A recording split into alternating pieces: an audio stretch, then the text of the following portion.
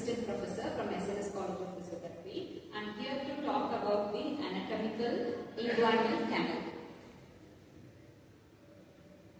So, inguinal canal is an oblique passage through the lower part of the anterior abdominal wall. So, it lies obliquely in the lower part of the anterior abdominal wall. So, this is the inguinal canal. So, it presents in both the sexes. Both male and female is having a inguinal canal. But the structures which pass through the inguinal canal differs from male to female. So, it allows the structures to pass through from testis to abdomen in males. So, from external genital structure to the abdomen, this inguinal canal serves as a pathway in the males. And in females, it permits the passage of round ligament of the uterus from the abdomen, which is present in the pelvis, to the labium majus, which is a part of the external genital organ in the female. So, it serves as a passage for the round ligament of the uterus for the females. So, this is how the structures which are passing through the inguinal canal differs from male to female. But the inguinal canal is present in both male and the female. So, the nerve which passes through the inguinal canal is the ilioinguinal nerve in both the sexes. In both male and female, there is a ilioinguinal nerve which passes from the abdomen to the inguinal canal. So, let's see what is inguinal canal. So, which is about 1.5 inches or 4 centimeter long in the adult. So, it extends from deep inguinal ring downwards medially to superficial inguinal ring. So, this is the deep inguinal ring and this is superficial inguinal ring. So, from deep inguinal ring to superficial inguinal ring, this inguinal canal passes downwards in direction. So, it lies parallel to immediately above the inguinal ligament. So, here there will be a inguinal ligament, so which is immediately above to the inguinal ligament, which lies parallel to the inguinal ligament. That is the inguinal canal. So, in adults we saw it is a 1.5 inches or 4 centimeter long and it is lies obliquely. But in the newborn child, the deep ring almost lies directly posterior to the superficial ring. So, the deep ring will be in this way and the superficial ring will be in this way in newborn. But when the adult grow up, the superficial ring will come in downward direction because of the growth. So that in adults, the inguinal canal will be lying in an oblique direction.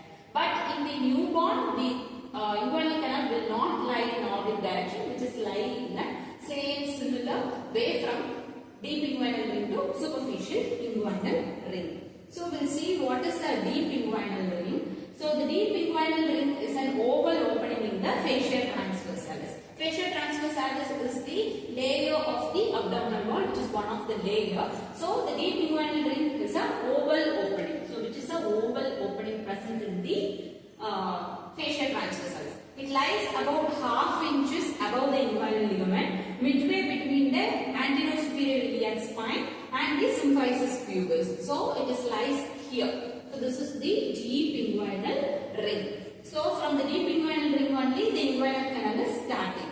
So next is the superficial inguinal ring. So which is triangular in shape, which is roughly a triangular in shape, and the defect in the aponeurosis of external oblique muscle. External oblique muscle is one of the layers of the anterior abdominal wall muscle. So the defect in that muscle is considered as the superficial inguinal ring, which lies immediately above and medial to the pubic tubercle.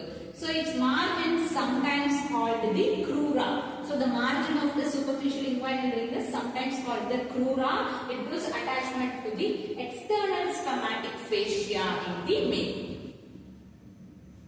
So the next is walls which are called the boundaries. So the anterior abdominal wall, posterior abdominal wall, roof and floor forms the boundaries of the inguinal canal. So let's see the anterior wall of the inguinal canal. So it is formed along its entire length by the aponeurosis of the external oblique muscles. So external oblique muscle forms the anterior wall of the inguinal canal and it's reinforced by lateral third by the origin of internal oblique from the inguinal ligament. So external oblique and the internal oblique and the inguinal ligament which forms the anterior wall, and this wall is the strongest where it lies opposite to the weakest part of the posterior wall. So posterior wall of the inguinal canal is considered as the strongest wall. So the next is the posterior wall of the inguinal canal. So it is formed along its entire length by fascia transversalis. Fascia transversalis is the one of the layer of the anterior abdominal wall. So it is reinforced in its middle third by conjoint tendon, the common tendon of insertion of internal oblique, transversus, and attached to the pubic crest and pectineal line. So this is the posterior wall of the inguinal canal. So this wall is strong as where it is opposite to the weakest part of the anterior wall.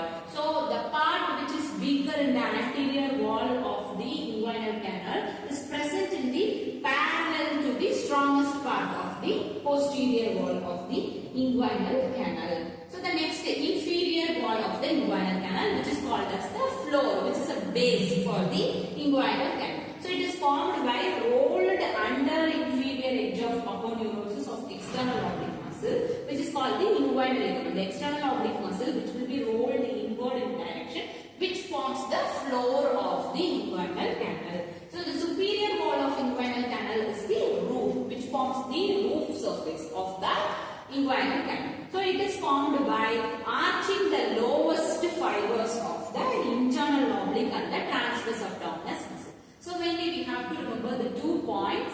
The roof is formed by the aponeurosis of external oblique muscle. The floor is formed by the aponeurosis of external oblique muscle. The roof is formed by the arching the lowest fiber of internal oblique and the transverse abdominis muscle. So the functions of the inguinal canal. What is the function of the inguinal canal? Usually the inguinal canal is called as the weak spot in the anterior abdominal wall. So it is allows the structure of spermatic cord to pass to and from the testis to abdomen in male, which is a function of the inguinal canal in male. So the next is it permits the passage of round ligament of the uterus from uterus to labium majus in the female. So this is the function of inguinal canal in the female. So what are the contents which pass through the inguinal canal? Spermatic cord and its content in male, round ligament in female, genital branch of genitofemoral nerve, ilioinguinal nerve. It enters the canal through the posterior wall. So this is the content of the abdomen. So in which the sacrum lies posteriorly, which is a pelvis, colon, uterus, bladder. So here there will be the inguinal canal. So the structures will be passing through the inguinal canal. So this is about the inguinal canal.